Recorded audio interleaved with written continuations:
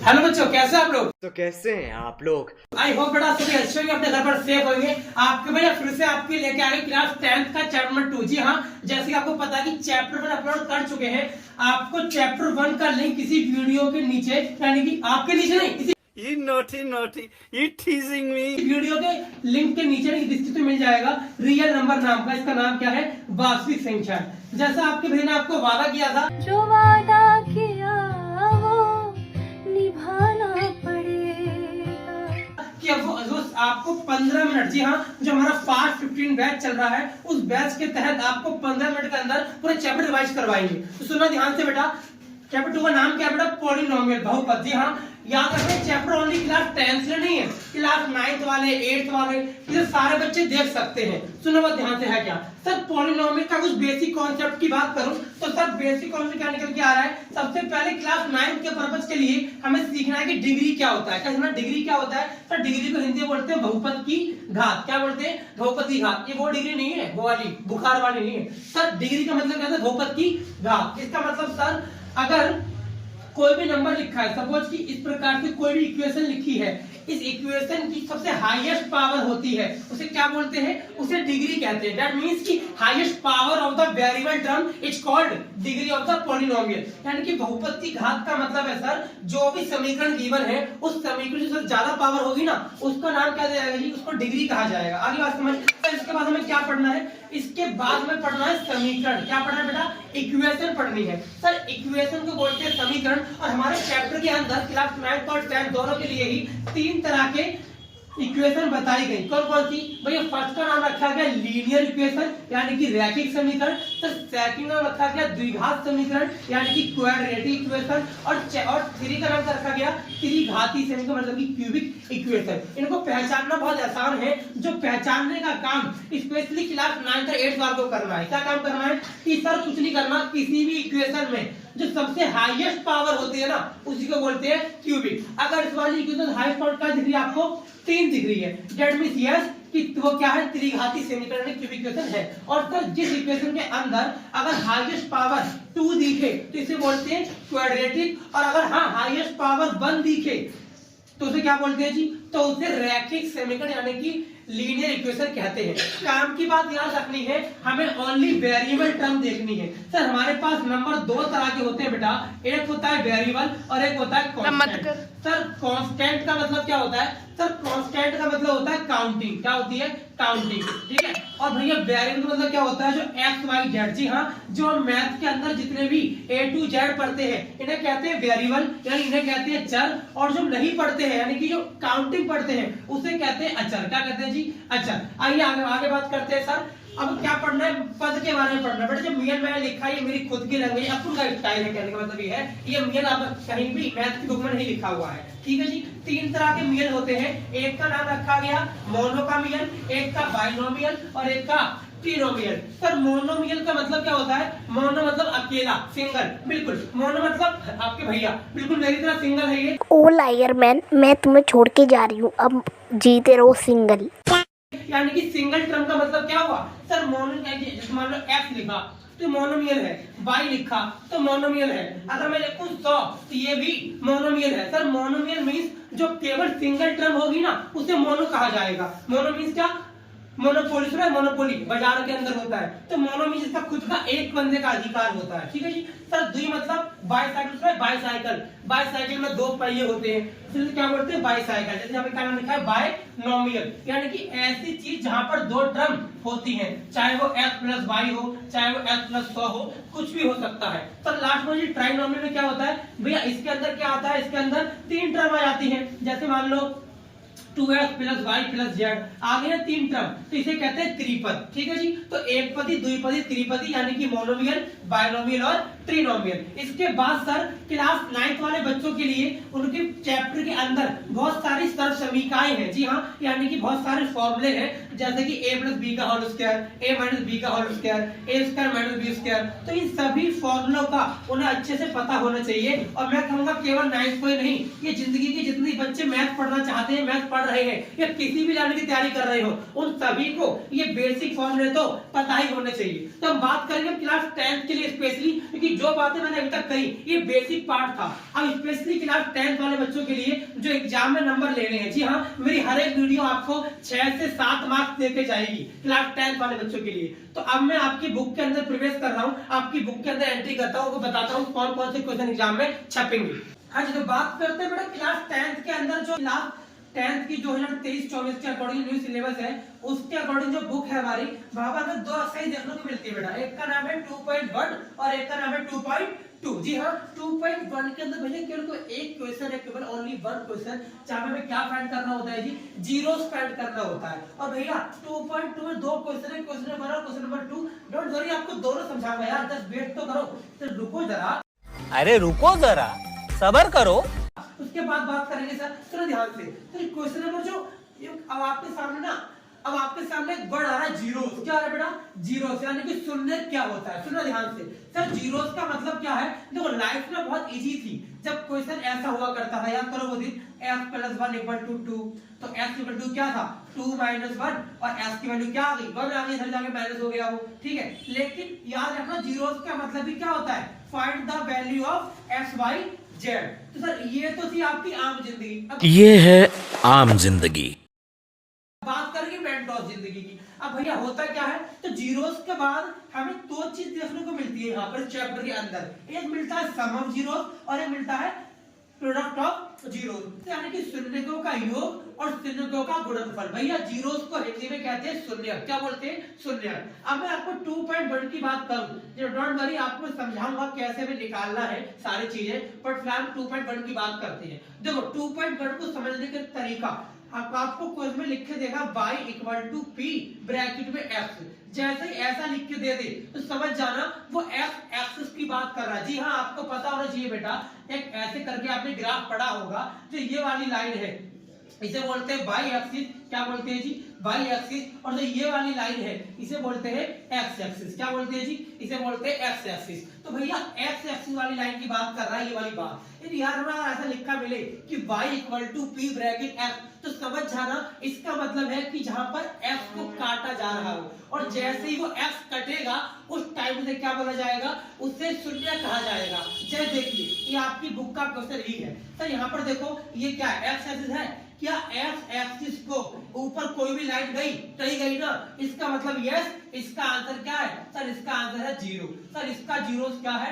इसका जीरोस 0 है। सर 0 क्यों है? क्योंकि x एक्सिस को एक भी बार नहीं काटा गया। भैया काटा तो है, हाँ देखो ना काटा है, लेकिन ये किसको काटा है? ये y को काटा है। हाँ जी, ये लाइन है बेटा y की है और y को काटा गया, इसीलिए x एक्सिस के लिए इसका कोई भी पॉइंट जीरोस नहीं है, 0 0 है। और भैया इस वाले क्वेश्चन की बात करें तो ध्यान से समझना मेरे बेटा, इसमें तो हुआ क्या, देखो ये लाइन है x है, तो कितनी बार कटी है, एक कटी हाँ, एक कटी हाँ, एक कटी हाँ, एक कटी हाँ, कटा, यहाँ भी कटा और यहाँ भी कटा, तो इतनी बार कट गया रही, यानी जितनी बार x एक्सिस के ऊपर ये पॉइंट आएंगे, जितनी बार ये लाइन काटती हुई जाएगी, उतने जीरोस माने जाएंगे। तो भैया 1 2 3 4 5 6, जी हाँ, तो इस वाले क्वेश्चन का आंसर क्या हो गया?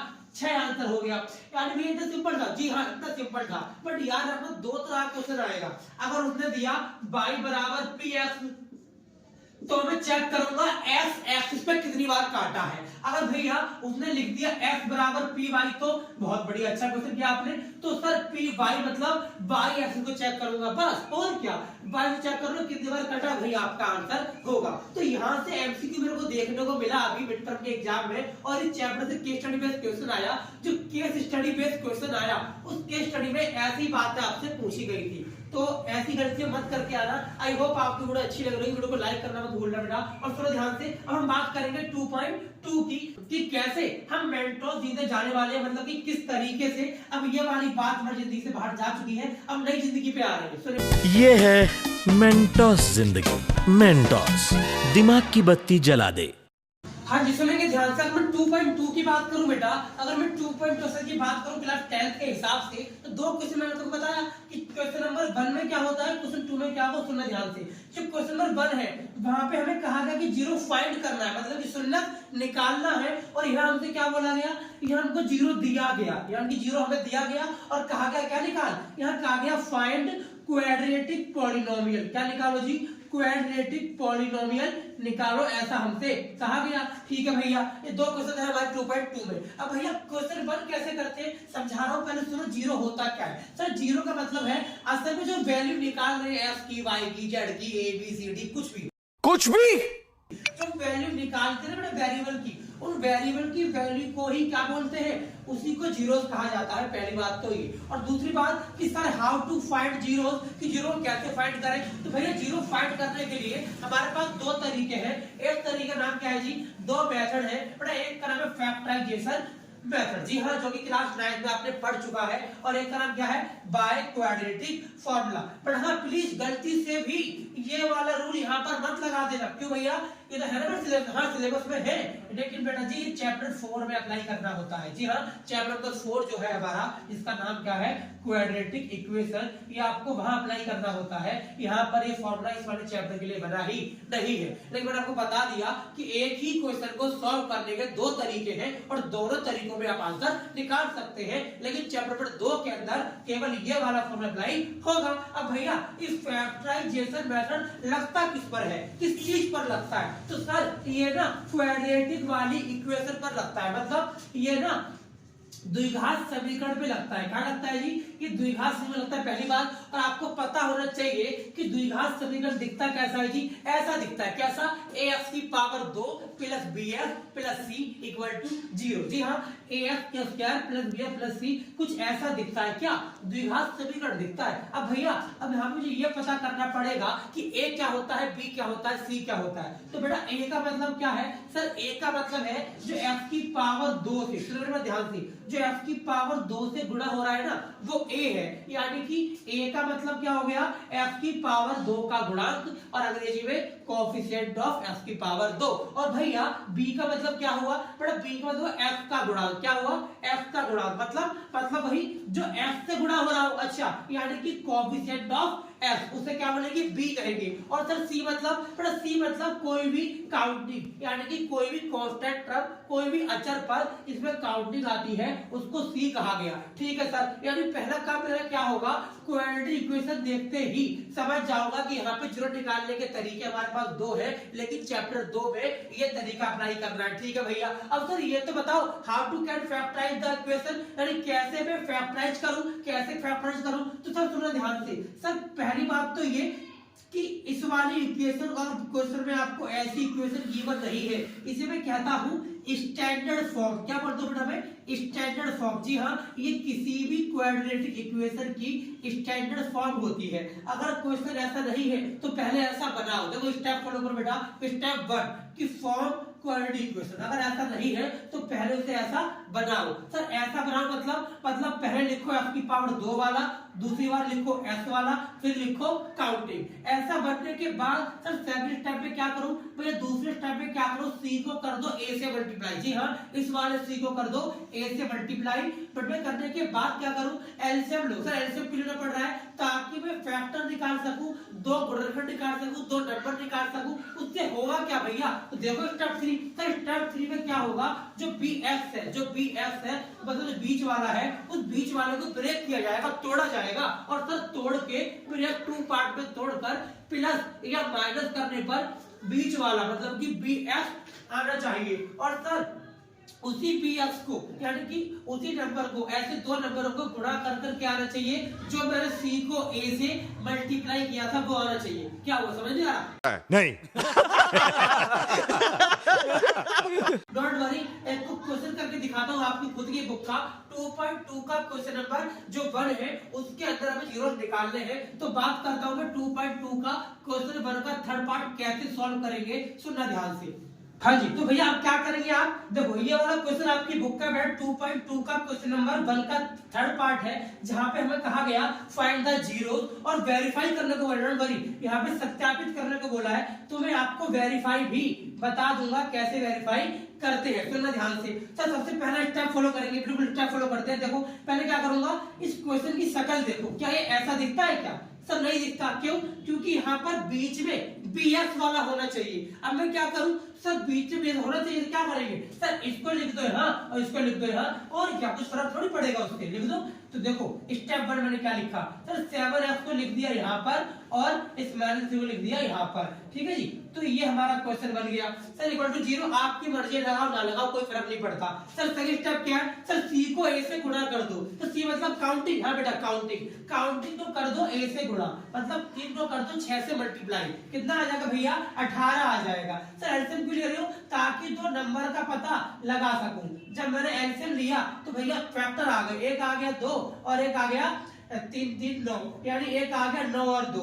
सर क्या 9 और 2 को जोड़ने पर 7 आएगा? नहीं आएगा। सर अब क्या करूं, कोई बात नहीं, क्या 9 को 2 से माइनस करके देखो, कि रूल तो हमारा यही था, जो बीच वाला है जो BX है इसको ब्रेक करके प्लस या माइनस कुछ भी कर सकते हैं। तो देखो क्या 9 में से 2 अगर माइनस करूं तो 7 आएगा? हाँ भैया आएगा। क्या 9 को 2 से मल्टीप्लाई करूं तो C into A मतलब 18 आएगा? हाँ आएगा। सर मिल गए 2 फैक्टर, यही वो 2 फैक्टर है जिनको जोड़ने या घटाने पर बीच वाला आ जाए यानी कि 7 आ जाए और गुणा कर बैठा दो आएगा ही आएगा। तो कर दो ब्रेक। सर पहले वाले को सेम टू सेम छाप देते हैं। अब 7F से माइनस का इसको तोड़ना है, तो तोड़ने के लिए माइनस का लिख दो 9F और क्या करूं, और प्लस का लिख दो 2X। सही बात है ना, कि भैया इसको सॉल्व करने पर देखो माइनस का 7 ही आएगा। अब क्या करोगे आप, अब यहाँ लिख दूंगा माइनस का 3 और इक्वल टू में 0। सर ध्यान से देखा या कुछ नहीं किया, पूरा का पूरा सेम उतार दिया, बट माइनस के 7 को तोड़ के 2 बार लिख दिया। अब भैया क्या करोगे, जैसे आपकी जिंदगी में ये 4 टर्म बन जाए, जब आप कॉमन लेना, क्या करना, कॉमन। तो क्या करना है सर, यहाँ पे क्या कॉमन है, तो 3 के पहाड़े में दोनों आते हैं, यानी 3 कॉमन आ जाएगा। और भैया और देखो यहाँ पे f की पावर 2 है, यहाँ पे सिंगल x है, तो यानी कि f भी कॉमन आ सकता है। तो क्या बचा सर, यहाँ पे बचा 3 2 जा 6 और बचा 8x। अब भैया यहाँ पे 9 तो बाहर, 9 तो अंदर है, तो 3 3 जा कितना आ जाएगा 3, और f तो भरा ही चुका है, यानी यहाँ बच गया 2x - 3। सर यहाँ पे क्या कॉमन लूं, पर यहाँ तो कुछ कॉमन है ही नहीं, जिसका कोई होता है उसका 1 होता है, तो बस यहाँ पे 1 कॉमन ले लो। तो क्या बचा 2x - 3 बचा इक्वल टू में 0। देखो ध्यान से, सर हमेशा ऐसा होना चाहिए आपकी दोनों ब्रैकेट एक जैसे आने चाहिए। जब जब आपका ये ब्रैकेट एक जैसा आएगा तब आपका सवाल सही होगा। अब क्या करना है सर, कुछ नहीं करना, जो 2 ब्रैकेट एक जैसे दिख रहे हैं उनको लिख दो ऐसे 2x - 3, और जो बाहर वाले हैं उनको लिख दो ऐसे 3x + 1। बस खत्म काम। सर यहाँ तक तो हमने क्लास 9 में सीख चुके हैं। जी हाँ, तभी तो मैं कह रहा हूँ ये वीडियो क्लास 9 के लिए भी है, तो 9 वाले इसकी मत करो, पूरी देख के जाना। अब भैया क्या करें, सर फैक्टर निकल गए, बिल्कुल निकल गए। अब क्या करूं, अब 0 निकालना, तो वो क्या होता है, अरे कुछ नहीं होता, इसी के इक्वल टू में 0 डाल दे। मतलब देखो, मतलब 2x - 3 = 0। एक तो बात ये हो गई, दूसरी बात क्या हो जाएगी, 3x + 1 = 0। बस सर आंसर निकाल दो, और क्या निकाल दो। सर 2x = क्या हो जाएगा 3, यहाँ प्लस का हो जाएगा, और सर x के साथ 2 क्या हो रहा है, मल्टीप्लाई, यहाँ पर आके डिवाइड हो जाएगा। सर 1 0 आ गया 3/2। सर अगला, सर अगले में कुछ नहीं करना, यहाँ पे प्लस का बड़े क्या हो जाएगा -1, और f के साथ 3 क्या हो रहा है, मल्टीप्लाई, और सर यहाँ पे क्या हो जाएगा -1 डिवाइड हो जाएगा 3। तो ये 2 इक्वेशन आ गई, और सर यही है हमारे शून्य। हमारे चैप्टर के अंदर, इसके अंदर इस वाले को बोल दिया अल्फा, इसको बोल दिया बीटा, इसको बोला अल्फा, इसको बोला बीटा। अल्फा बीटा गामा कुछ भी नहीं है, असल में अलजेब्रिक एक्सप्रेशन है जो लिखी जाती है मैथमेटिकल लैंग्वेज के हिसाब से। तो भैया यानी पहले वाला आंसर अल्फा मान लो, और क्या अगला क्या मान लो, बीटा मान लो। अब क्या करूं, अब वेरीफाई करने के लिए समझना वेरीफाई कैसे करते हैं, समझाता हूं वेरीफाई। हाँ जी सुनेंगे ध्यान से। तो भैया जीरो आप कैसे करेंगे वेरीफाई, हर क्वेश्चन पर बंधा ना बेटा आपका, वहां बोला गया था वेरीफाई करने को। अब वेरीफाई जो कैसे करते हैं, हमने बड़ी मेहनत से भी जीरो निकाले हैं। एक को मैंने बोला अल्फा, एक को बोला बीटा। डोंट वरी बेटा, कुछ भी नहीं यार, बस हमारा जो आंसर है जो बचपन से निकालते हुए आ रहे हैं। सर अब क्या करूं, अब कुछ नहीं करना। सर सम ऑफ जीरो, एक हमारे चैप्टर के अंदर फॉर्मूला दिया गया कि सम ऑफ जीरो किसके बराबर है, -b/a के, ठीक है। और भैया प्रोडक्ट ऑफ जीरो किसके बराबर है, सी अपॉन ओ के। ठीक है, अब कुछ नहीं करना। अच्छा सब मतलब जोड़ना, इसलिए मैंने अल्फा प्लस बीटा लिख दिया। आप a प्लस बी लिख दो, f प्लस वाई लिख दो, आपकी मर्जी, आपका राज चल रहा है। अब इसमें क्या करो, इसमें गुणा कर दो, अल्फा इंटू बीटा। सर अब कैसे निकालना है, सुनो ध्यान से कैसे निकालना है। क्या इस वाले इक्वेशन में इसको मैंने चेंज किया था, कैसे किया था आपने, इसको f वाले को लिखा था बीच में, इसको ऐसे। क्या इस वाले इक्वेशन में बेटा जी आप a का, b का, c का पता लगा पाएंगे? हाँ लगा पाएंगे सर, आपने अभी समझाया था। a मतलब जो f के साथ होगा, यानी a की वैल्यू 6 हो गई। b मतलब जो f के साथ होगा वो b है, और जो f की पावर 2 के साथ होगा वो a है। और भैया c क्या है, जो काउंटिंग की तरफ है। अरे आप c नहीं हो, डोंट वरी। तो माइनस का 3, यहाँ पे क्या आ जाएगा, माइनस का 3। अब क्या करूं भैया, अरे हो गया क्वेश्चन यार, कर दो verify. Sir product of zero मतलब कि c अपॉन में a होता है, आपको पता है c क्या a क्या है, सब जो आपको पता ही है, कर दो अप्लाई। भैया सब और जीरो में आप क्या करेंगे, जो हमने दो चीज निकाली है आप इसको सम करेंगे। यस सम करूंगा, कर दो सम। तो देखो बेटा alpha plus beta equal to क्या होता है, माइनस बी अपॉन में ए। अब भैया अल्फा प्लस बीटा मतलब अल्फा मतलब मान लो ये पहले वाला, दूसरा मान लो बीटा अगले वाला। अब भैया 3/2 में आप ऐड कर दोगे क्या, 1/3। लेकिन भैया बीटा तो माइनस का था, तो ऐड नहीं, असल में माइनस हो जाएगा, तो सीधे मैंने बाहर माइनस का निशान लगा दिया। अब भैया b की वैल्यू आपको पता है, b की वैल्यू कितनी है, माइनस की 7 है। लेकिन इसके बाहर तो एक और भी माइनस का निशान था, यानी वो अल्टीमेटली प्लस का हो जाएगा। और जो नीचे a था, a की वैल्यू 6 है, यहाँ मैंने क्या लिख दिया, माइनस ब्रैकेट में -7/6। तो अब क्या करोगे आप, एलसीएम लेके सॉल्व करूंगा इसको। एलसीएम लेके सॉल्व किया, 6 आया, 6 को 2 से डिवाइड किया, 3 3 जा 9, 6 को 3 डिवाइड किया कितना आएगा, 2 ऊपर चला जाएगा। अब इसको सॉल्व करेंगे तो माइनस से माइनस कट जाएगा, ये आएगा 7/6। इसको सॉल्व करेंगे तो कितना आएगा, 7/6। बस हो गया वेरीफाई। यानी सर इसका मतलब ये है, आप ये कहना चाह रहे हो कि जो क्वेश्चन में गिवन था, यानी कि माइनस का b अपॉन में a, आपने इसको मैच कर दिया, आपने जो अल्फा और बीटा यहाँ पर निकाले थे उनसे मैच कर दिया। यानी हाँ कहीं ना कहीं जो हमने सम ऑफ जीरो निकाला बिल्कुल परफेक्ट निकाला, यानी जो हमारे आंसर आए बिल्कुल परफेक्ट आए, तभी तो वेरीफाई हो पाया। अब सर ये कैसे करेंगे, अरे यही बहुत सिंपल है। तो ये कैसे करेंगे, इन दोनों को मल्टीप्लाई करना है, किसको, अल्फा और बीटा को। अल्फा की वैल्यू 3/2, बीटा की वैल्यू -1/3। इन दोनों का मल्टीप्लायर बराबर क्या क्या क्या, c अपॉन में a। तो c की वैल्यू कितनी, सर c की वैल्यू ये रही माइनस की 3, और भैया a की वैल्यू a की वैल्यू 6। तो अब क्या करेंगे, तो सर 3 को करेंगे माइनस से मल्टीप्लाई, कितना आ जाएगा, माइनस का 3 और 3 2 जा 6। क्या यहाँ भी माइनस का 3/6 था, यह सब था। क्या देखो फिर से वेरीफाई हुआ, हाँ भैया फिर से वेरीफाई हो गया। तो ये आपको क्वेश्चन 3 नंबर बड़े प्यार से देके जाएगा, तो बेटा इसको स्किप करके मत जाना और वीडियो को लास्ट तक देखना, ठीक है। तो ये था आपका पूरा चैप्टर समझा दिया मैंने आपको।